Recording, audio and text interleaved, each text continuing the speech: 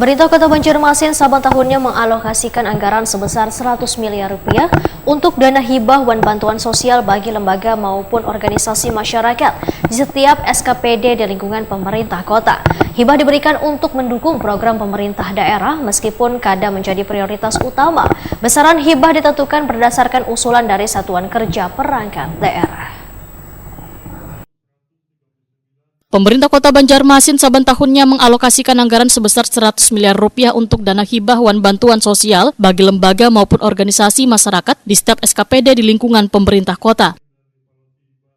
Hibah diberikan untuk mendukung program pemerintah daerah meskipun kadang menjadi prioritas utama. Besaran hibah ditentukan berdasarkan usulan dari Satuan Kerja Perangkat Daerah. Setiap SKPD diwajibkan mengajukan proposal yang telah terintegrasi dalam rencana kerja, kemudian diverifikasi berdasarkan Peraturan Menteri Dalam Negeri atau Peraturan Wali Kota Banjarmasin Nomor 139/2023. Demikian dipadahkan Kepala BPKPAD Banjarmasin Edi Wibowo. Wayatakoni Prima TV usai memberikan pemaparan kegiatan sosialisasi Peraturan Wali Kota Banjarmasin Nomor 139 Tahun 2023 tentang tata cara penganggaran, pelaksanaan dan penata usahaan, pelaporan dan pertanggungjawaban, serta monitoring dan evaluasi hibah dan bantuan sosial di Pyramid Suite Hotel Banjarmasin, Jalan Sekip Lama, Banjarmasin Tengah, hari Senin 28 Juli 2025.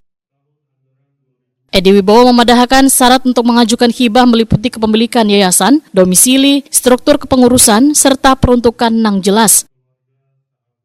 Ada beberapa poin dan dasar hukum yang harus dipahami, mulai dari alur penyalurannya sejalan dengan dasar hukum Perwali Nomor 28 Tahun 2021, aturan yang mengikat melalui Perwali Nomor 55 Tahun 2021, dan tanggung jawab penerima berdasarkan Perwali Nomor 139 Tahun 2023. Itu kan diberikan sesuai dengan permohonan. Hibah diberikan berdasarkan kemampuan keuangan daerah. Yang kedua adalah itu dalam rangka menunjang program daerah. Ada mungkin program daerah yang kadang-kadang dianu lewat hibah, mungkin lewat akhirnya jalurnya, nah itu kita bisa memberikan itu. Tapi memang ada prioritas selama kebutuhan wajib dan pilih kebutuhan dasar daerah sudah terpenuhi, itu kita bisa memberikan hibah.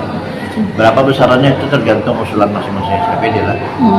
Jadi usulan penerima hibah, mereka majukan proposal dengan sistem yang sudah ada dalam SKPD, itu sudah termasuk di dalam rencana kerja SKPD. Nah, kalau sudah masuk di dalam perda, karena SKPD akan melakukan verifikasi terhadap usulan itu. Yang diverifikasi berdasarkan Permendagri atau Perwali 139 itu pertama proposal, kemudian kalau itu untuk lembaga punya yayasan, setelah punya yayasan syarat-syarat lainnya itu domisili, nah kepengurusan, nah itu kan satu kesatuan syaratnya hibah. Kemudian untuk apa peruntukannya, nah itu jadi apa verifikasi juga ada SKPD penerima hibah yang melakukan verifikasi.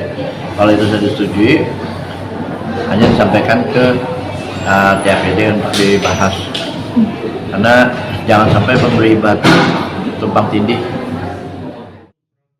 Sosialisasi ini dari sejumlah SKPD terkait di lingkup pemerintah kota Banjarmasin serta dari organisasi kemasyarakatan, pengurus masjid, dan lembaga pendidikan.